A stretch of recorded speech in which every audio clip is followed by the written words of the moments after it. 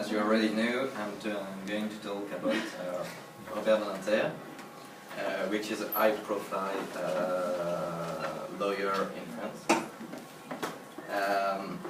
Robert Badinter was born in March 1928 in Paris.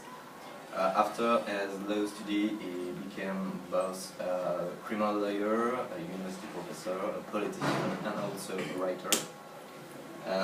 In 1965, with Jean-Denis Bredin, he founded the law firm Badinter, Bredin and Partners, known as Bredin Pratt, where he practiced until 1981.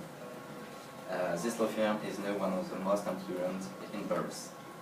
But Robert Badinter is mainly known for his struggle against the death penalty.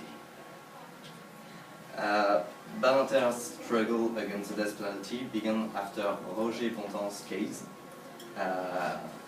Along with Claude Buffet, Bontemps had taken a prison guard and a nurse hostage during the 1971 revolt in Clairvaux prison. While the police were storming the building, Buffet slit the hostage throat. Badinter was the lawyer for Bontemps, and also it was established during the trial that Buffet alone was a murderer. But the jury still decided to sentence both men to death. Since 1789 in France, the death penalty was the decapitation with a guillotine. Bontemps' execution happened on 28 November 1972. Applying the death penalty to a person who had not killed outraged Badinter, to the point that he dedicated himself to the abolition of the death penalty.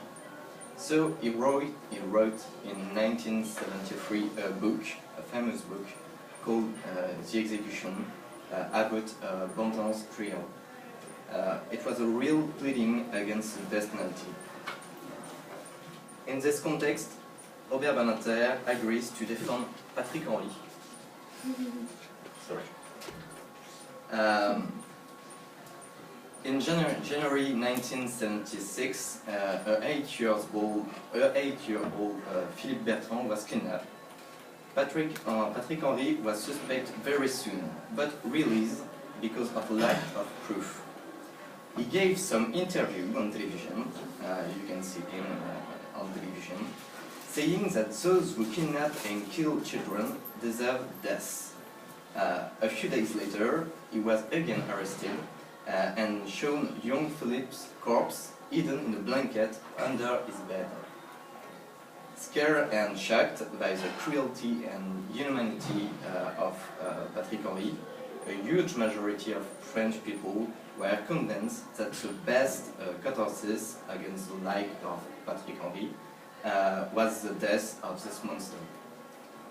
Badinter put all his talent, energy and conviction into the battle to convince the jury that sentencing someone to death amounted to, and it was a sentence from Badinter, nothing else than taking a man and cutting him alive in two pieces.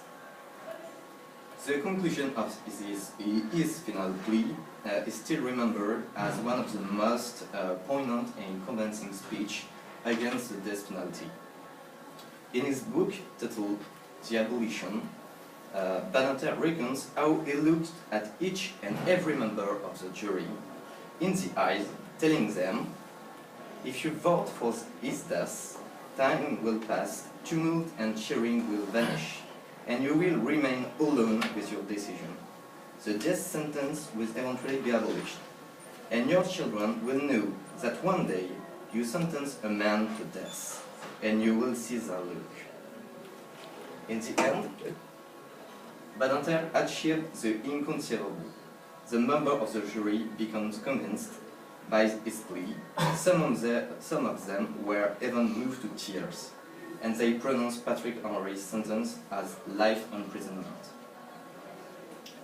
After that, the death penalty was still applied in France on a number of occasions.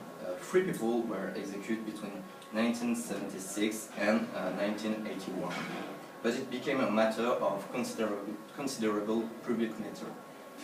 The last condemned man in France was Amida John Dewey. You can see him just before his execution, so in September 1977. But in 1981, François Mitterrand was elected president, and Badinter became the Minister of Justice. Among his first action was a bill to the French Parliament that abolished the death penalty for all crime. After a memorable speech of Badinter in front of the Parliament, the Parliament voted this bill on 30 September 1981. But what about me? In 2000, Badinter worked another book called, as I say, The Abolition, recounting his fight for the abolition of the death penalty in France. For your information, this book has been translated in English and is just here. I read this book when I was 14 years old in 2002, and when I closed it, I knew my vocation to become a lawyer. Nowadays, Badinter continues his quest against the death penalty in China and in the United States, petitioning officials and militating in the World Congress against death penalty. He served as an honorary co-chair for the World Justice Project. The World Justice Project works to lead a global, multidisciplinary effort to strengthen the rule of law for the development of communities of opportunities and equity. He was elected as a foreign honorary member of the American Academy of Arts and Science in 2006. To conclude, today, most serious studies tend to prove that the death penalty has no significant positive impact on crime rates. Yet, 74 countries still haven't abolished it, with 20,000 people waiting to be executed. Among these countries are 2 prominent democracies, the United States and Japan, where a majority of people claim to be in support of the death penalty.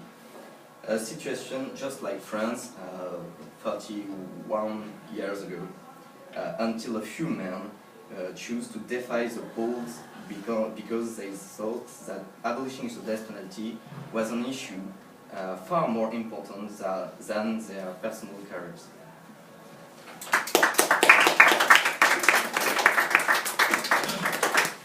Very nice, well done. Very interesting. I didn't know actually that the death penalty was still used in France until, well,